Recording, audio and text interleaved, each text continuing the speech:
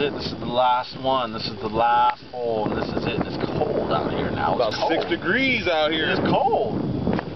Very cold. Very, very cold. Freezing, as a matter of fact. Cold is cold. Cold. It's cold. All right, Brown. What do you got? Got my 5.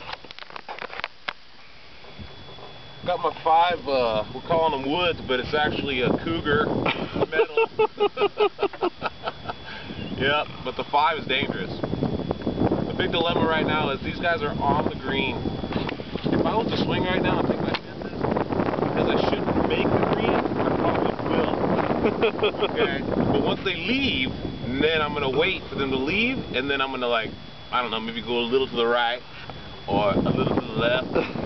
But either way, I'm going to get there. Coming off my bird. Coming off your birdie. Coming off my birdie, which I played that same game. They were on the green. I said, you know what? Wow! It was on. Yes, sir. So, we're going to do that same game right now, baby. Number 18, baby. So that's it. We're signing off. Peace. Love. Out.